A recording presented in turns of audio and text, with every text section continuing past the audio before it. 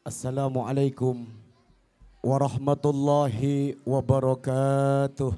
Waalaikumsalam warahmatullahi wabarakatuh. Assalamualaikum warahmatullahi wabarakatuh.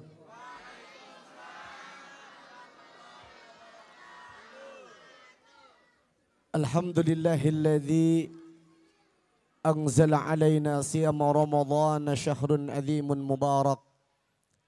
Alladzi fihi rahmatun wa maghfiratun wa itqun minan nar. Asyhadu an la ilaha illallah wa asyhadu anna Muhammadan abduhu wa rasuluhu la nabiyya ba'da. Allahumma salli ala nabiyyika wa rasulika Muhammadin sallallahu alaihi wa alihi wa sahbihi wa sallama kamadzahum bihi wa karma wa sallama tasliman katsira amma ba'd. Qala ta'ala fi kitabihil karim a'udzu billahi minasy syaithanir rajim. Bismillahirrahmanirrahim. Subhanalladzi asra bi'abdihi laylan minal masjidil harami ilal masjidil aqsal ladzi barakna haulahu linuriyahu min ayatina innahu huwas sami'ul basir. Shadaqallahul azim. Yang mulia para tuan guru, para alim ulama, para tokoh masyarakat, para masyayikh, wabil khusus Bapak Kiai Uki Al-Amin Matanullah Bituli Hayati, yang sama kita muliakan Ketua Dewan Kemakmuran Masjid Raudatul Jannah Perumahan Kirana Cibitung, yang sama kita hormati tokoh aparatur pemerintah, mulai dari Bapak RT, ada Pak RT-nya? Mana Pak RT ada? Doain mudah-mudahan tahun besok jadi RW. Yang sama kita hormati Bapak RW, ada Bapak RW? Yang mana Bapak RW-nya? Doain tahun besok jadi lurah. Yang terhormat Bapak Lurah, ada Bapak Lurah? Mana Bapak Lurahnya? Doain tahun besok jadi bupati. Ada Bapak Bupati hari ini? Ada Bupati? Karena ndak ada Bupati, doain besok jadi RT. Ibu-ibu, bapak-bapak, jamaah yang mohon maaf, tidak saya sebutkan satu persatu, mohon maaf. Tidak saya sebutkan satu persatu namanya. Karena emang saya tidak dikasih catatan satupun sama panitia. Jadi mohon maaf. Mohon maaf jangan kesal sama saya. Karena bapak ibu jamaah tidak disebut nama oleh saya. Tapi insya Allah malam ini bapak ibu namanya disebut oleh Allah. Dibanggakan di hadapan para malaikat. Dan malaikat pun memintakan ampunan kepada Allah atas dosa-dosa kita. Insya Allah bapak ibu malam ini disebut namanya oleh malaikatnya Allah subhanahu wa ta'ala. Jawab yang kompak, mau disebut namanya sama malaikat? Mau disebut namanya sama malaikat? Ijrail. Orang mah tanya dulu kalau ngaji, Ustadz malaikat apa? Begitu, jangan main mau-mau baik. Ini nih resepnya kalau ngaji yang paling depan ibu-ibu. Kalau ibu-ibu mah Pak betul terus. Betul Bu? Tuh betul baik, apa yang betul coba? Ya Allah ya Rabbana, alhamdulillah tsumma alhamdulillah, ini malam Allah subhanahu wa ta'ala gerakkan mata hati dan juga langkah kaki kita.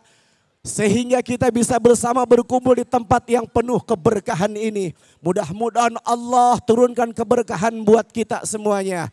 Mudah-mudahan berkah umur kita, berkah rizki kita, berkah keluarga kita. Yang sakit mudah-mudahan diangkat penyakitnya oleh Allah Subhanahu wa taala. Yang belum punya keturunan, mudah-mudahan diberikan keturunan yang soleh solehah. Yang janda mudah-mudahan dapat duda.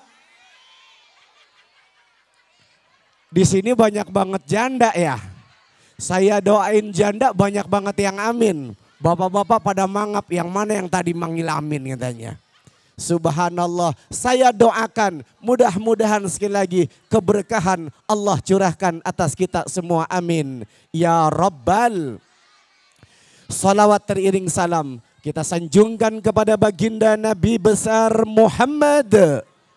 Nabi besar Muhammad sallallahu alaihi wasallam. Mudah-mudahan ini malam yang hadir kelak di aku menjadi umat Rasulullah sallallahu alaihi wasallam sekaligus mendapatkan syafaatul uzma dari baginda Rasulullah Muhammad sallallahu alaihi wasallam. Amin, amin, amin ya Rabbal alamin.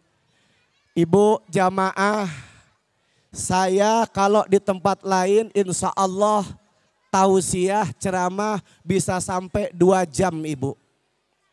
Kenapa? Karena yang paling depan yang duduk itu perawan. Maka saya kuat 2 jam. Di sini saya nggak tahu berapa jam saya di sini karena yang duduk paling depan. Bukan saya yang bilang, ibu-ibu yang bilang, nenek-nenek katanya. Saya mah sumpah kagak bilang. Jamaah yang mudah-mudahan dirahmati Allah Subhanahu wa taala. Mudah-mudahan sekali lagi yang hadir di yaumil akhir mendapatkan syafaat baginda Rasulullah Muhammad sallallahu alaihi wasallam. Amin. Amin. Ya Rabbal alamin. Yuk bersalawat dulu kepada baginda supaya kita nanti diberikan syafaat insya Allah. Man shalla alayya kunta syafi'an lahu yaumal qiyamah. Siapa yang bersalawat kepadaku kata Nabi, nanti dia mendapatkan syafaat di hari kiamat. Semuanya ya. Ya Nabi salam. Ya Rasul salam salam. Ya Habib salam.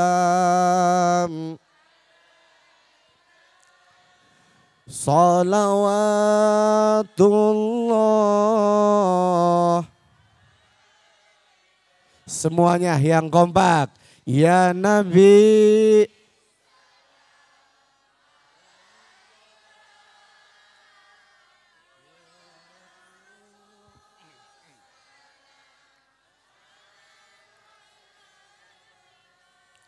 Ya Habib salam. Salawatullah. Innallaha yuhibbul witr. Allah cinta dengan perkara yang ganjil. Baru 2 kali bersolawat sambil angkat tangannya. Angkat tangannya sambil berdoa kepada Allah. Salawat kita insya Allah disampaikan kepada baginda Rasulullah sallallahu alaihi wasallam. Ya Nabi salam. Ya Rasul salam. Alaika ya Habib salam. Salawatullah.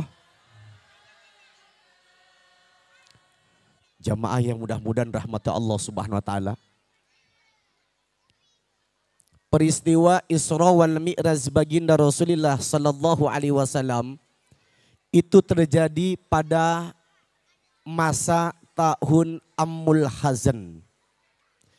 Apa itu Ammul Hazan? Yaitu tahun duka cita, tahun kesedihan. Karena Rasulullah sallallahu alaihi wasallam di usia kurang lebih 51 tahun Rasulullah diuji oleh Allah dengan ujian yang luar biasa. Apa ujian Rasulullah? Ditinggal wafat oleh dua orang yang amat beliau cintai. Siapa yang pertama? Adalah istri beliau yang bernama Siti Khadijah. Yang kedua, tidak lama Siti Khadijah wafat, beliau pun ditinggal wafat oleh paman beliau yang tercinta yang bernama, yang bernama, aduh kalau saya pengen jawab takut salah Ustadz. Karena nama paman sama nama kakek kadang-kadang suka ketuker. Maka saya pastikan lagi nih malam, kalau kita dengar kata paman, kata kuncinya Abu.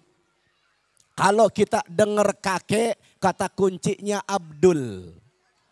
Kalau nama paman Nabi Muhammad Abu Talib, kakek Nabi Muhammad Abdul Muttalib. Setuju? Nama kakek Nabi Muhammad kurang kompak. Nama kakak Nabi Muhammad. Nama paman Nabi Muhammad. Seneng Ustadz kalau nanya begini yang jawab kompak, seneng dengernya. Jangan kayak tadi. Siapa nama paman Nabi Muhammad? Tolib. Oh Tolib. Karena takut salah paman sama kakeknya. Ya Allah ya Rabbana, Rasulullah ditinggal wafat yang pertama oleh istri beliau yang bernama Siti Khadijah. Siti Khadijah merupakan istri yang amat Rasulullah cintai. Hatta Siti Khadijah wafat, cinta Rasulullah terhadap Siti Khadijah tidak bisa digantikan oleh istri-istri yang lain. Sehingga cintanya Rasulullah dengan Siti Khadijah menjadi sebab cemburunya istri Allah yang bernama Siti Aisyah. Ibu, nggak ada yang nyaut, Neng. Ya elah panggil Neng nyaut, panggil ibu kagak mau. Ibu, Neng, kompakan Neng ya. Ya Allah ya Rabbana, Siti Khadijah itu merupakan istri yang amat dicintai oleh Rasulullah Sallallahu Alaihi Wasallam. Sehingga bagaimana Siti Khadijah itu menjadi satu hal yang mencemburui siapa istri Rasulullah, utamanya Siti Aisyah. Satu waktu ketika Rasulullah tengah tidur, Rasulullah berbicara sendiri. Apa bahasanya orang sini kalau lagi tidur kemudian ngomong sendiri? Ngigau barangkali. Rasulullah itu ketika tidur bagaimana? Rasulullah menyebut nama Siti Khadijah di depan Siti Aisyah. Lagi tidur di depan istrinya Siti Aisyah. Bagaimana kata Rasulullah? Khadijah, Khadijah. Ya Allah, Siti Aisyah mendengar Rasulullah menyebut nama Siti Khadijah. Bagaimana sakitnya tuh di sini. Cemburu Siti Aisyah. Sampai ketika Rasulullah bangun, Siti Aisyah mengatakan, wahai baginda, jangan kau sebut nama Khadijah, aku cemburu. Kau boleh sebut nama istri-istri yang lain, tapi tidak dengan Khadijah. Aku cemburu. Apa kata Nabi? Maaf, Khadijah tidak bisa digantikan oleh istri yang manapun sampai akhir hayat nanti. Inilah cinta Rasulullah dengan Siti Khadijah. Bu, ibu, kebayang nggak kalau ibu lagi tidur sama suami? Lagi ibu tidur bareng suami, tiba-tiba ibu belum tidur, suami udah ngorok. Tiba-tiba pas suami lagi tidur, suami ngigau, yang dipanggil di depan ibu nama mantannya. Misalnya kata suami, Nena, Nena, mohon maaf ada nama Nena sini. Mohon maaf agak jadi daya. Ganti, Wati, Wati, ada nama Wati. Ada, mohon maaf. Ganti ya. Neneng, Neneng. Ada baik. Ini pasaran banget sih ini nama ya. Mudah-mudahan nih yang keempat kagak ada ya. Susi. Ada lagi. Saya yakin saya sebut yang kelima pasti nggak ada di sini namanya. Laki kita ngigo nama mantan. Madonna, Madonna, ada Madonna. Tuh benar kata saya, subhanallah. Makanya besok kalau pengen punya anak namanya keren, kasih namanya Dona. Dona itu nama abadi. Kalau lagi kecil dipanggil Neng Dona enak dengernya, Neng Dona. Udah teteh-teteh, Teh Dona. Jadi emak-emak ge keren, Madonna. Begitu. Jamaah yang mudah-mudahan dirahmati Allah Subhanahu wa ta'ala. Kenapa Siti Aisyah begitu cemburu dengan Siti Khadijah?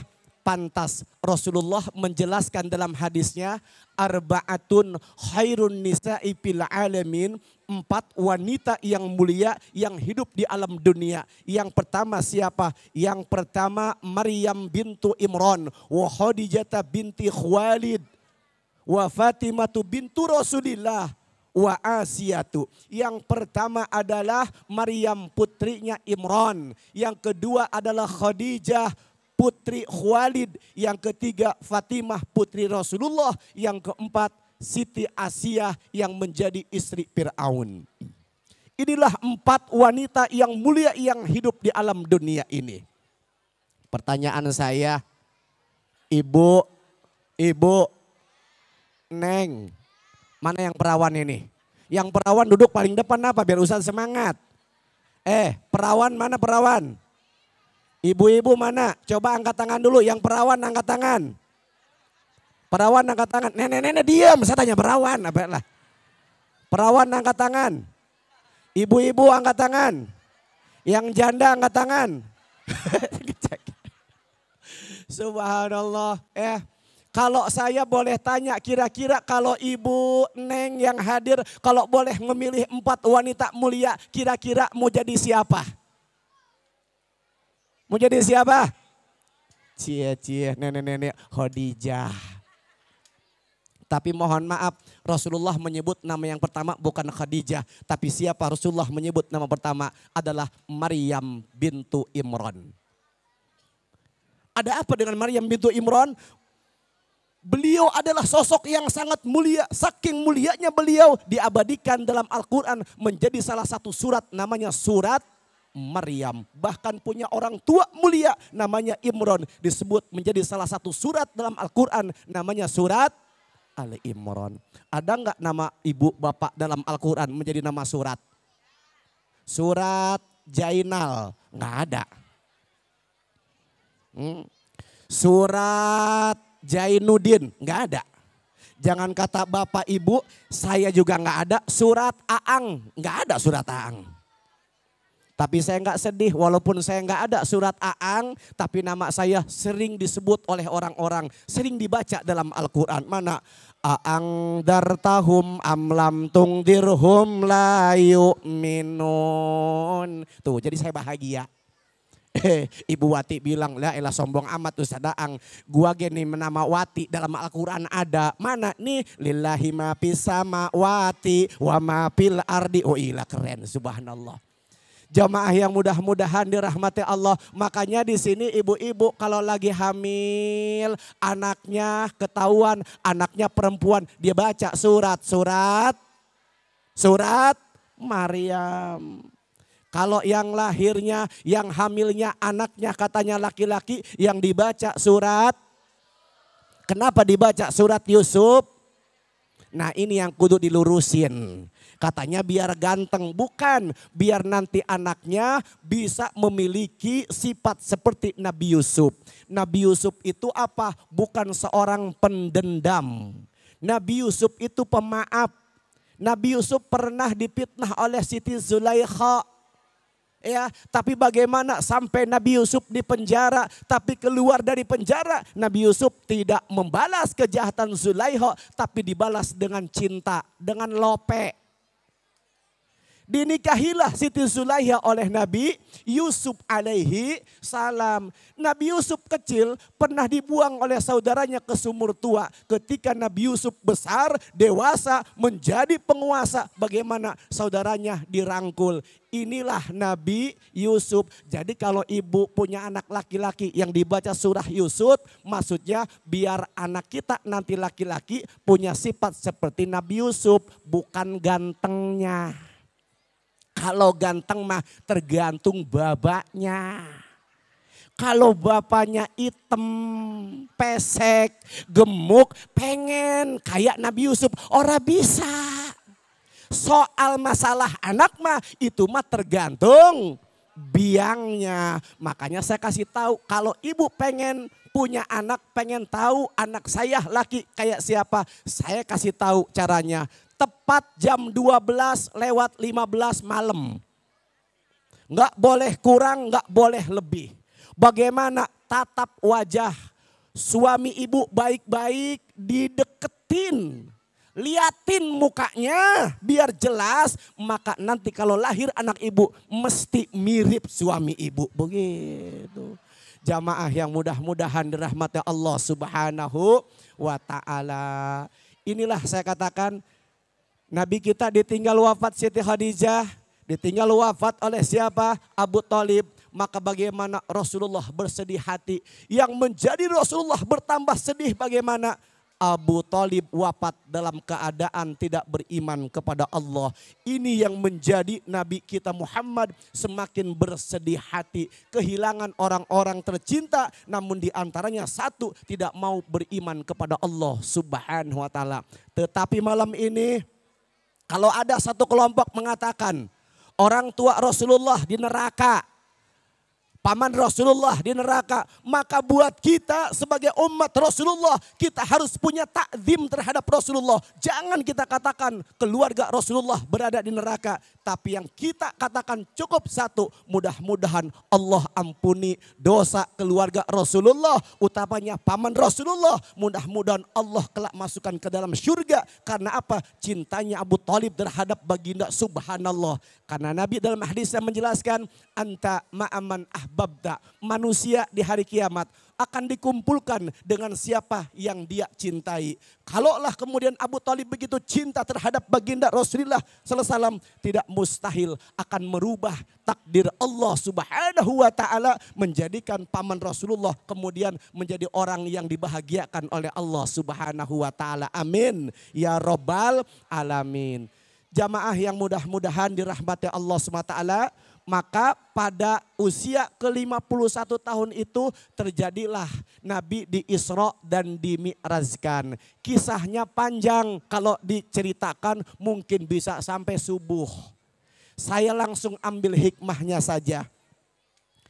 Dari perjalanan Isra wal Mi'raj Nabi kita Muhammad sallallahu alaihi wasallam, Nabi kita mendapatkan perintah salat 5 waktu yang tadinya 50 waktu dalam satu hari satu malam. Saya akan sampaikan pada malam ini satu hadis Rasulullah Sallallahu Alaihi Wasallam.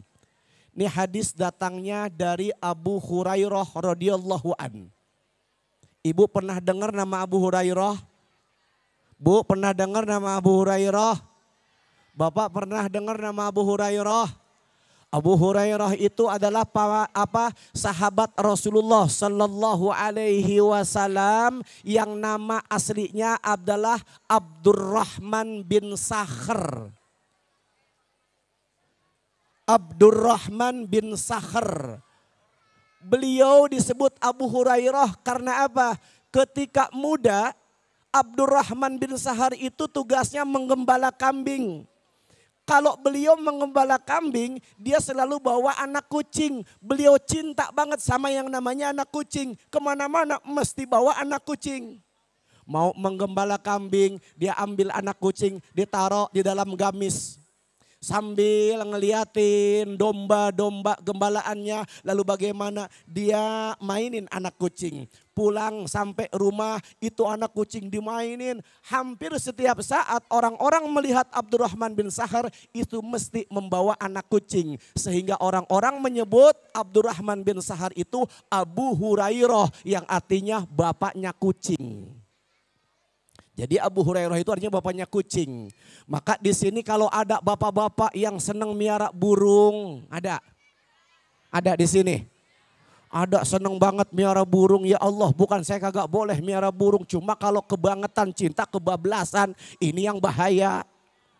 Seneng banget sama burung, sehari sampai 3 kali dimandiin itu burung. Yang punya burung orang mandi-mandi. Ya Allah ya Robbana, kalau buat burung apa ge dikasih. Makanan paling terjamin. Ibarat kata jangkrik, pahanya dia cariin. Kalau kata telur kuningnya yang dia kasihin. Tapi bini giliran pengen pepes ikan bandeng, enggak dilayanin. Ini yang masalah. Kemana-mana yang dibawa burung, kadang-kadang dibonceng sarang burung. Giliran bini pengen dibonceng main ke depan, ke pasar pamor, kagak mau. Ini yang masalah. Maka ibu kalau punya suami seneng banget mainan burung, besok panggil Abu Toiron. Apa? Bapaknya burung. Setuju Bu? Setuju?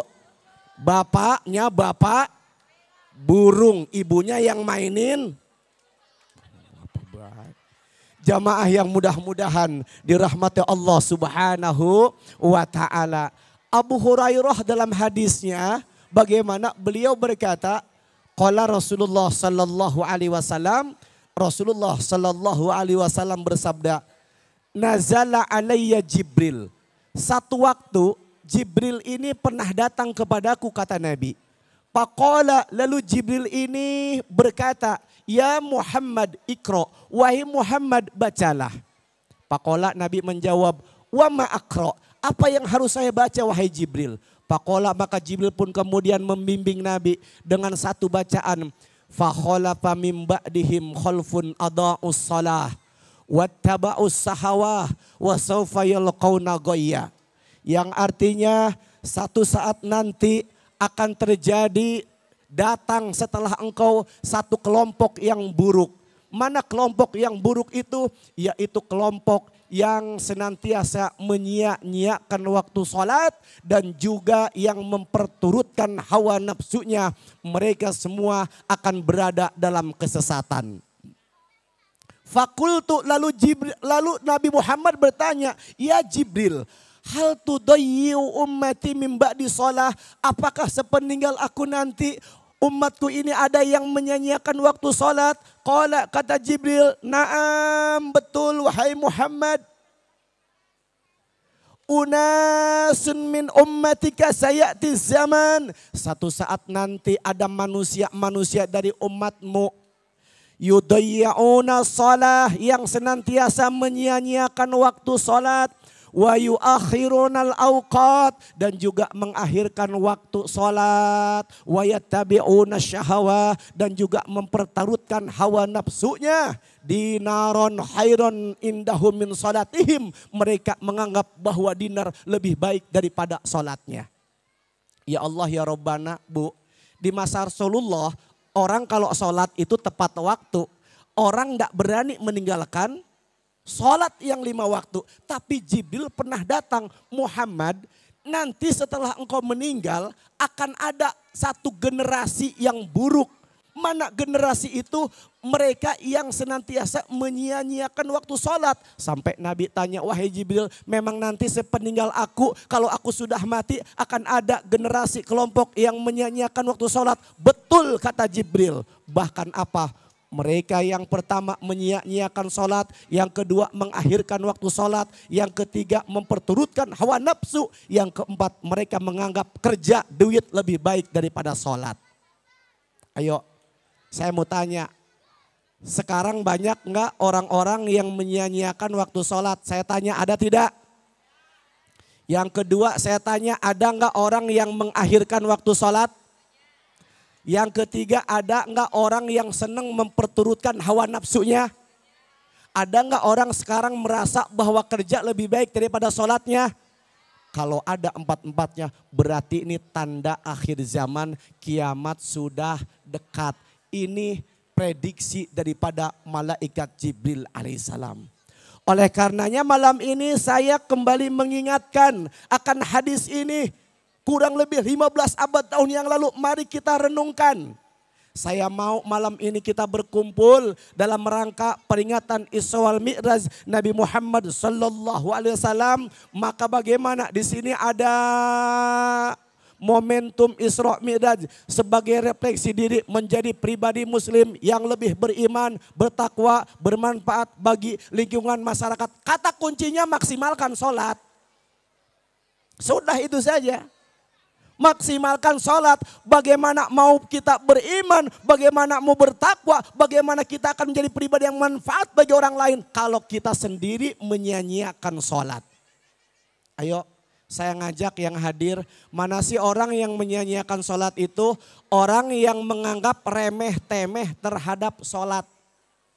Mana contohnya sholat 5 waktu, sholatnya bolong-bolong, ada yang begitu? Johor, sholat, asar sholat, maghrib sholat, isya tidak sholat, subuh tidak sholat. Ada yang begitu? Ada yang begitu? Ngaku biar diaminin malaikat, diampuni dosa kita. Ada nggak orang yang sholatnya 1 hari tibang 4 waktu. Johor, asar, maghrib, isya sholat, subuhnya kagak sholat, ada? Ada nggak yang 1 hari sholatnya tibang 3 waktu doang. Johor, asar, maghrib, isya, subuh nggak sholat, ada? Bahkan ada yang 1 hari orang sholatnya cuma 1 waktu doang, maghrib doang sholatnya. Itu juga karena gak enak sama bocah. Bocah aja pada rame sholat ke masjid. Masa saya kagak sholat? Tuh 1 kali sholat ke masjid tujuan bukan karena Allah. Tapi karena gak enak sama bocah. Ada yang begitu? Ada yang begitu? Oke. Yang kedua, bahkan ada orang yang sholat itu seminggu cuma sekali doang. Jumatan itu geng nguber, Jumat berkah. Naudzu.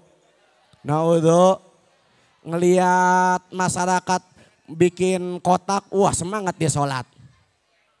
Ada juga orang yang sholatnya setahun cuma 2 kali. Idul Fitri sama Idul. Naudzubillahimin. Saya mau ayo mulai hari ini sholat 5 waktu. Setuju? Setuju? Yang kedua kalau sudah sholat 5 waktu mulai sholat tepat. Mulai sholat tepat. Inna sholata kanat alal mu'minina kitaban mauquta. Sesungguhnya sholat itu merupakan satu ibadah yang sudah ditentukan waktunya. Maka kalau sekarang banyak orang mengakhirkan waktu sholat, pertanda akhir zaman, kiamat sudah dekat. Mana orang yang mengakhirkan waktu sholat? Sholat Johor jam 12, sholatnya 1:30, ada yang begitu. Ashar jam 3, sholatnya 4:30. Sholat asar mepet ke maghrib, sholat mepet ke isya. Emang karena apa? Karena lagi kagok, lagi seru nonton film Love Story. Love Story lagi resep-resepnya sekarang. Si Rama kawin lagi. Sama siapa? Tuh ada yang tahu, subhanallah. Si Ken sama Maudi. Ya Allah ya Robbana, kalau ada model orang yang sholat sudah mulai mengakhirkan waktu sholat, maka mulai hari ini ayo sholat tepat waktu saya mengajak. Karena Anda sholat tepat waktu sama tidak sholat tepat waktu kan sholat-sholat juga. Betul? Kalau sudah sholatnya tepat waktu, yang ketiga saya ngajak ayo sholatnya khusyuk. Sholatnya, kalau sholat khusyuk bagaimana? Ingat Allah. Jangan sholat lama banget. Kata anaknya, emak gue kok lama banget sholatnya. Ya Allah, gak taunya apa, pikirannya minyak goreng naik. Sekarang 2 kilo 47.000. Mana mereknya Resto lagi. Ya Allah ya Robbana. Bagaimana cara sholat itu kalau bisa khusyuk? Nih 1. Kalau kita pengen sholat khusyuk, kata kuncinya yang pertama, apa yang kita baca kita mengerti. Penyakit kita bagaimana puluhan tahun kita sholat, kita membaca bacaan sholat tapi kita nggak paham apa yang kita baca. Betul apa betul? Coba kalau yang dibaca kita paham. Inna salati wa nusuki wa mahyaya wa mamati lillahi rabbil alamin. Sesungguhnya salatku, ibadahku, hidupku, matiku semuanya karena Allah subhanahu wa ta'ala. Ya Allah, dia salatnya semakin lama akan semakin khusyuk. Semakin panjang bacaan salat maka akan semakin terbawa hatinya menikmati alunan-alunan bacaan dalam sholat. Betul? Betul. Kalau nggak tahu bacaan kan repot. Berantem bini laki di rumah dibawa sholat. Kan ada ibu-ibu sholat manyun. Kenapa? Lagi kesel sama laki ngapa dibawa sholat? Allahu Akbar. Kesel sama laki Allahu Akbar. Dibaca. Kesel sama laki dibawa sholat. Inna sholati wa nusuki. Kesel sama laki. Wa mahyaya wa mamati lillahi rabbil alamin. Karena nggak tahu bacaan sholat. Coba, maka sekarang banyak penyakit. Kalau ada orang sholat imamnya panjang itu digedegin. Saya mau tanya, di sini suka taraweh tidak? Tarawehnya berapa rakaat? Tarawehnya berapa rakaat? Di tempat saya 23 rakaat, ada juga yang 11 rakaat. Ada yang tanya, Ustadz yang 11 rakaat sama 23 rakaat itu bagaimana? Kata saya, kalau di tempat lain barangkali yang 11 rakaat dia pahamnya 11. Tapi sekarang kadang-kadang orang 11 rakaat bukan karena paham, karena pengen cepetnya. Saya mau tanya, seumpama sholat taraweh 23 rakaat. Imam taraweh begini bacanya. Sholli sunnatat tarawih raka'ataini. Adaan imaman lillahi ta'ala. Allahu Akbar. Bismillahirrahmanirrahim. Alhamdulillahi rabbil alamin.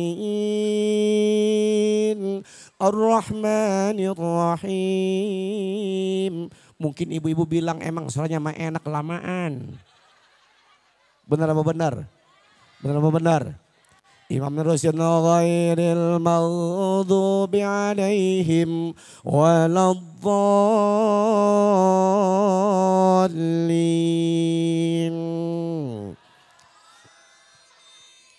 Imam taraweh nerusin baca surat Bismillahirrahmanirrahim. Yasin.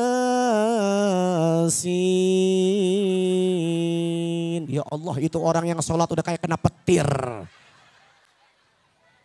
Dia lagi kan kalau sholat mah bagaimana? Kalau sholat yang dilihatkan tempat sujud, ngedenger imam baca Yasin langsung gini.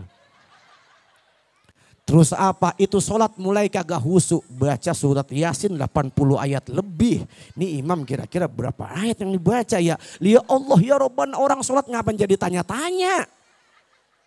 Akhirnya bagaimana ketika sholat taraweh itu imam masih nerusin bacaan surat Yasin sampai 20 ayat. Mulai terganggu kehusuan. Yang tadinya yang dilihat tempat sujud kan mulai diangkat kepala, diangkat dikit kaki, dendek dikit. Siapa sih imamnya? Kan begitu. Betul apa betul? Pas yang diliatin imamnya pantas DKM Rodotul Jannah yang imamin. Saya mau tanya, kira-kira selesai sholat taraweh ibu mau musafahan tidak bapak? Mau salaman enggak bapak sama imamnya? Kagak, langsung kabur, neksel. Sebelum kabur tidak lupa lihat dulu jadwal di mading. Ini tanggal berapa lagi ya imam ini ngimamin di mari. Tanggal 14, gua besok nanti taraweh pindah musolah masjid ke yang lain. Benar apa benar? Benar apa benar? Tapi giliran imam yang tarawih begini sholli sunnatat tarawih raka'ataini. Adaan imam litala Allahu Akbar. Bismillahirrahmanirrahim. Alhamdulillahirabbil alamin arrahmanir rahim maliki yaumiddin. Iyyaka na'budu wa iyyaka nasta'in ihdinas siratal mustaqim. Siratal ladzina an'amta 'alaihim ghairil maghdubi 'alaihim waladdallin. Imam nerusin Bismillahirrahmanirrahim. Inna a'tainakal kautsar. Nyengir. Yang belakang Allah ya Rabbana. Kenapa kita bisa begitu panjang bacaan ndak khusyuk? Karena kita tidak tahu apa yang kita baca. Setuju? Maka kalau pengen Ustadz susah banget sholat khusyuk. Apa sih? Banyak jamaah tanya, Ustadz kalau pengen sholat khusyuk bagaimana? Satu kata saya apa? Pahami yang kita baca. Insya Allah sholat kita khusyuk. Yang kedua, kalau pengen sholat khusyuk bagaimana? Hindarkan, jauhkan dari perkara yang mengganggu kehusuan sholat kita. Maka ada kadang-kadang masjid itu dituliskan tuh di masjid. Bagaimana handphone silent. Matikan handphone. Karena mohon maaf, bapak kalau sholat matiin handphone itu ganggu banget. Saya yang ngerasain. Ya Allah ya Robbana. Kalau orang sholat bawa handphone, dikantongin handphonenya, kantongnya lepis, celananya yang ketat. Allahu Akbar. Imam lagi ngimamin Bismillahirrahmanirrahim. Alhamdulillahi Rabbil Alamin. Tiba-tiba itu yang lagi ngantongin handphone bunyi ngegeter pahanya. Trrrt. Wah gelisah itu. Trrrt. Dipencet-pencet begini gak kena-kena. Ya Allah ya Rabbana. Mending kalau bunyi airingnya, bunyinya solawatan. Ya Nabi salam. Ini kagak, ini bunyinya lagu jadul. Yang cuma airingnya doang.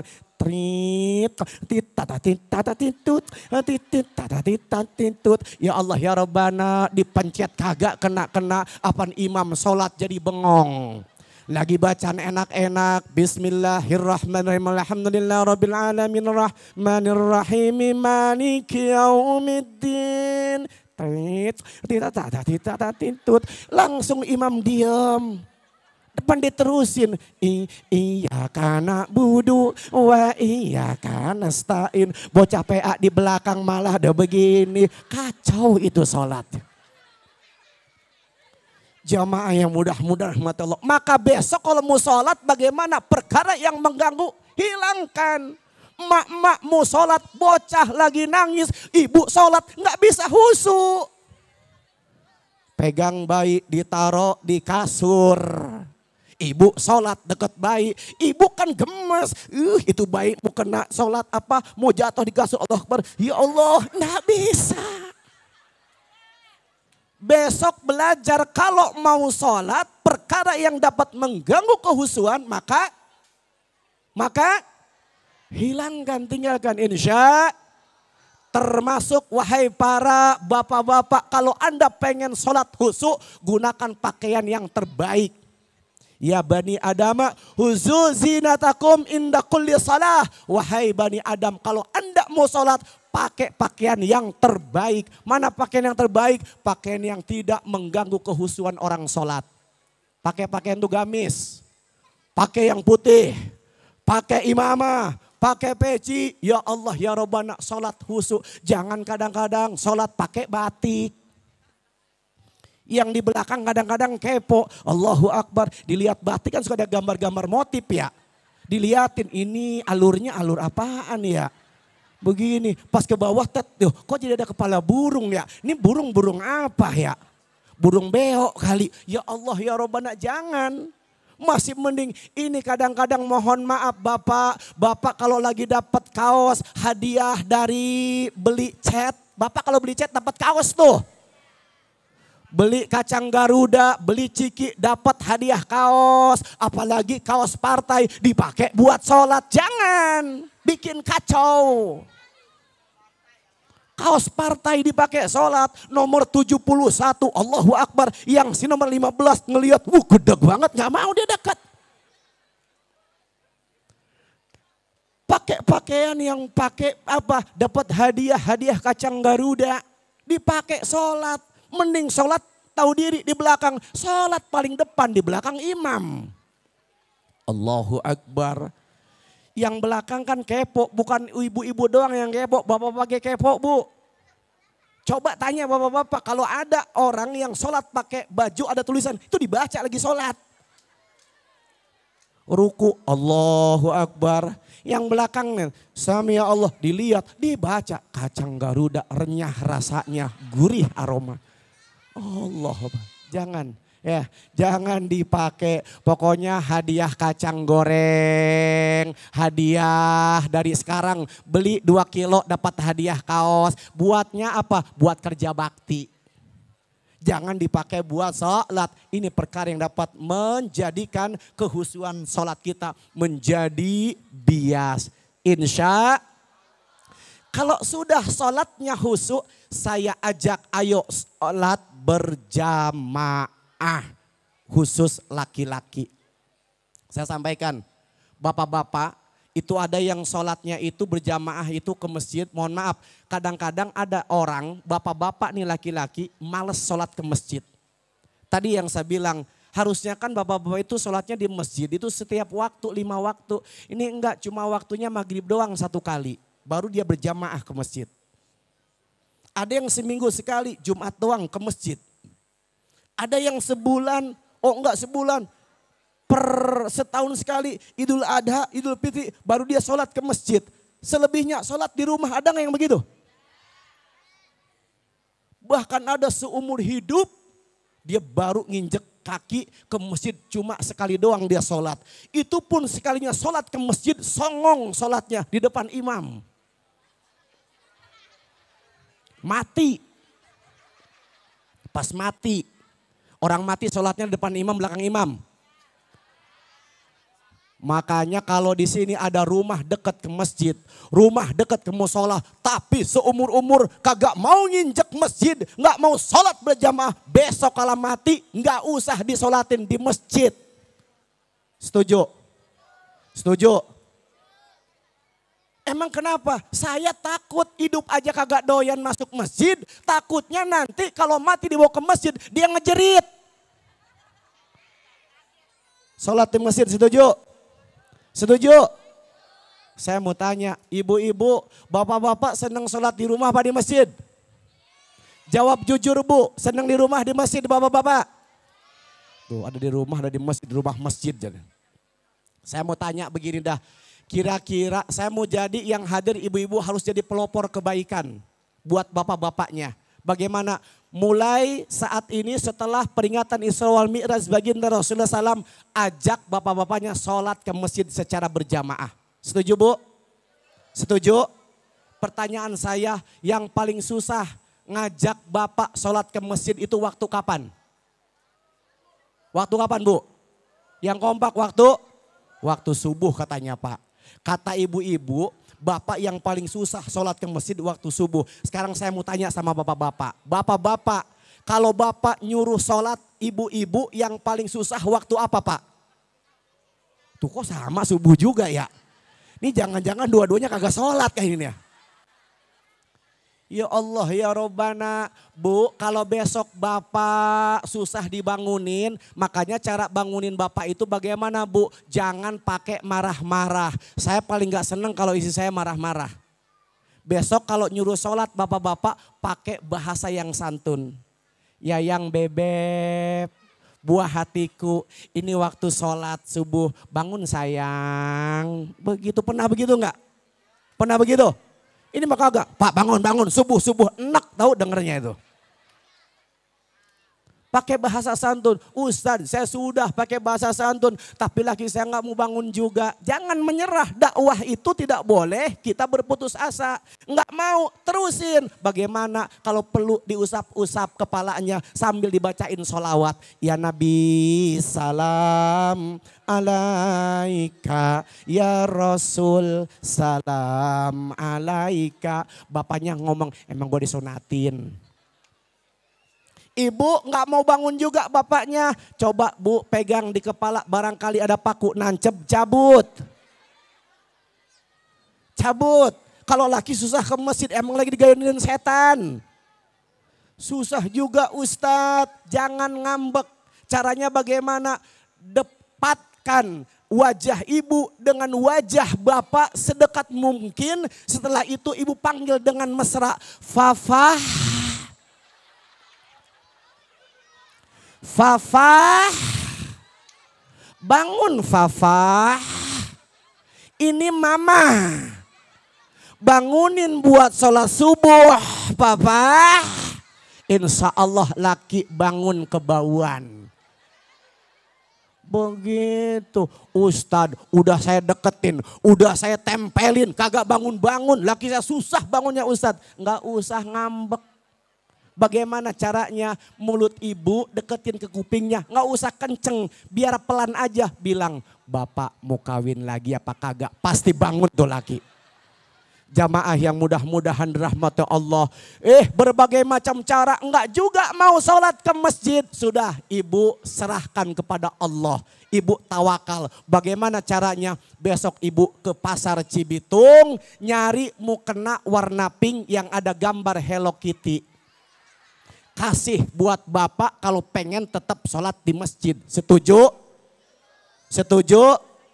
Jangan setuju, masa bapak pakai mukena warna pink, bapak suruh sholat ke masjid, mukena buat ibu di rumah, begitu. Insya satu hadis Rasulullah terakhir menyeraskan, murrus sabiyu bisalah ila balagha sab'i sinin. Ajarkan anak-anak itu untuk sholat, ajak di usia 7 tahun. Anak 7 tahun ajarkan sholat. Wa idza balagha isri sinin. Kalau sudah sampai 10 tahun tidak mau sholat, fadribuh, pukul kata Nabi. Untuk urusan sholat nggak main-main. Nggak usah takut orang tua sama anak. Jangan kalah sama anak. Kadang ada orang tua kalah sama anak. Nyuruh anak sholat nggak mau, main diem baik, siap tanggung jawab di hadapan Allah Subhanahu wa ta'ala. Saya punya anak. Saya suruh, nak ayo sholat sayang. Nggak mau, saya tegas. Nak sholat, nggak mau. Saya pukul. Inilah ajaran Rasulullah Sallallahu Alaihi Wasallam. Memukul bukan menyakiti, tetapi bagaimana memukul untuk memberikan pendidikan. Anak 10 tahun nggak mau sholat, pukul tidak?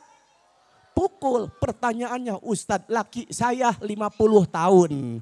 Kagak mau sholat Ustadz. Kira-kira pukul apa jangan? Pukul jangan. 50 tahun, itu mah yang 10 tahun dipukul mah. 50 tahun jangan dipukul, disetrum. Setuju? Setuju? Masya Allah, kualat nih istri setuju katanya.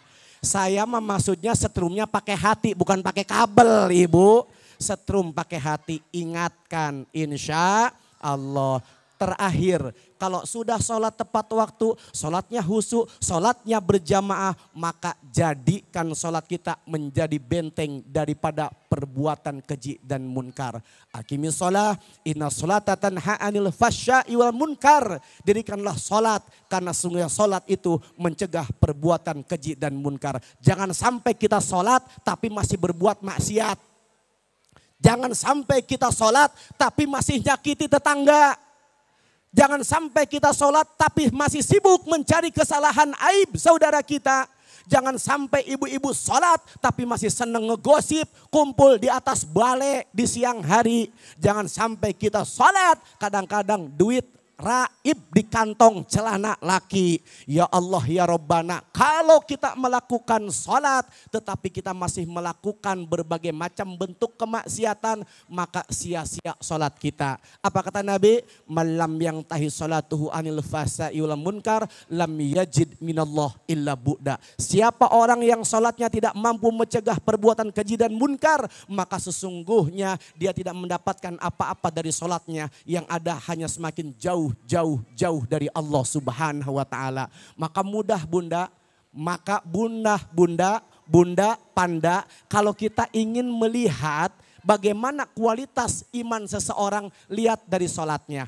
Kalau sholatnya dia itu 5 waktu, tepat waktu, khusyuk berjamaah, insya Allah berhadapan dengan orang seperti ini akan enak. Tapi kalau Anda ketemu orang Islam, sholatnya kadang-kadang lalai, kadang-kadang sholatnya tidak tepat waktu, masih bolong-bolong, tidak mau berjamaah, Anda berurusan dengan model orang seperti ini, biasanya akan bermasalah. Jadi kalau ada orang-orang ngakunya Islam, tapi kok masih senang nyakitin, kata kuncinya ada masalah dengan sholatnya. Ayo saya mengajak, insya Allah setelah mendengarkan tausiah peringatan Isra Mi'raj ini, mudah-mudahan kita menjadi orang-orang yang ahli sholat. Menjadi ahli sholat, menjadi ahli sholat. Amin. Ya Rabbal Alamin. Barangkali itu saja yang dapat sampaikan. Mudah-mudahan bermanfaat. Kesempurnaan hanya milik Allah. Kesalahan dari pribadi, mudah-mudahan semua bisa memaafkan saya. Doa, ceramah, doa double. Pahala, double pahala. Angkat kedua tangan kita.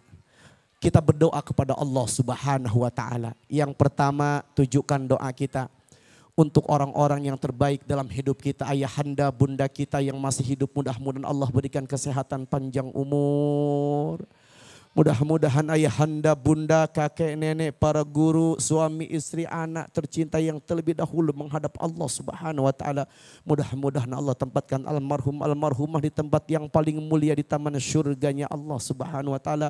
Duhai Allah, jika hari ini ada di antara keluarga kami, saudara-saudara kami, masyarakat kami yang tengah terbaring sakit, mudah-mudahan Kau angkat penyakitnya, Kau ganti dengan kesehatan yang lebih baik daripada sebelum sakitnya.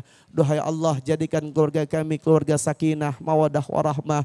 Jadikanlah istri kami istri salehah, jadikan para suami kami suami yang saleh, jadikan putra putri kami, keturunan kami menjadi putra putri keturunan yang saleh, salehah, putra putri yang taat kepada Allah Rasulnya, berbakti kepada kedua orang tuanya. Mudah-mudahan kelak mereka, anak dan keturunan kami mampu mengangkat derajat kedua orang tuanya baik di kehidupan dunia maupun di kehidupan akhirat.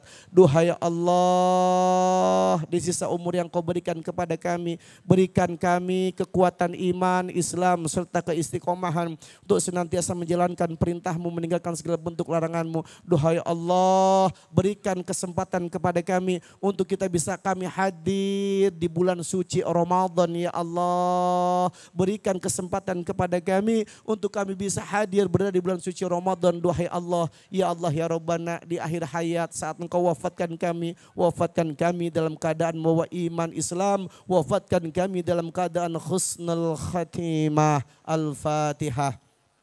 A'udzubillahi minasyaitonir rajim. Bismillahirrahmanirrahim. Alhamdulillah rabbil alamin arrahmanir rahim maliki yaumiddin. Iyyaka na'budu wa iyyaka nasta'in ihdinas siratal mustaqim siratal ladzina an'amta 'alaihim ghairil maghdubi 'alaihim waladdallin. Astaghfirullahaladzim. Allahumma shalli wa sallim ala sayyidina wa habibina syafi'ina karimina maulana Muhammad. Wa barik wa sallim wa radhiyallahu ta'ala an kulli sahabati Rasulillahi ajmain. Amin Allah ya rabbal alamin. Hamdan syakirin, hamdan na'imin, hamdan yuwafin wa yukafi'u mazidah. Ya Rabbana lakal hamdu kama yanbaghi li jalli karim wa 'azimi sultanik. Allahumma salli ala sayyidina Muhammad wa ala ali sayyidina Muhammad. Allahumma ighfir lana dhunubana walidina warhamhum kama rabbana saghara. Li jami'il muslimin wal muslimat wal mu'minin wal mu'minat al ahya'i minhum wal amwat. Allahumma barik lana fi Rajab wa Sa'ban wa ballighna Ramadhana. Allahumma barik lana fi Rajab wa Sa'ban wa ballighna Ramadhana. Allahumma barik lana fi Rajab wa Sa'ban wa ballighna Ramadhana. Allahumma ihtim lana bil iman wahtim lana bil Islam wahtim lana bi husnil khatimah. Rabbana la tadana dhanban illa ghafartah wa la hamman illa faraztah wa la daynan illa qadaitah wa la hajatan min hawa'i dunya wal akhirah illa qadaitah ya arhamar rahimin. Radina billahi rabba wa bil islami dina wa Muhammadin sallallahu alaihi wasallam nabiyya. Allahumma arinal haqqa haqqan warzuqna ittiba'ah wa arinal batila batilan warzuqna ijtinabah. Rabbana faghfir lana dhunubana kaffir 'anna sayyi'atina wa tawaffana ma'al abrar. Rabbana hab lana min azwajina wa dhurriyyatina qurrata a'yuni waj'alna lil muttaqina imama. Rabbana la tuzigh qulubana ba'da idh hadaytana wa hab lana min ladunka rahmah innaka antal wahhab. Rabbana atina fid dunya hasanah wa fil akhirati hasanah wa qina adzabannar bi rahmatika ya arhamar rahimin. Subhana rabbil izzati amma yasifun wa salamun alal mursalin walhamdulillahi rabbil alamin. Bapak Ibu jamaah yang mudah-mudahan rahmati Allah, barangkali itu yang dapat sampaikan. Mohon maaf kalau ada kata-kata saya yang agak kasar, mohon dimaafkan karena saya memang makhluk kasar bukan makhluk halus, jadi bahasa saya agak kasar. Mohon maaf. Sebelum saya tutup dengan salam, saya mau tanya, di sini ada yang pernah melihat saya di televisi belum? Ada yang pernah melihat saya di TV belum? Belum, jawabannya betul, saya belum pernah masuk TV Bapak Ibu.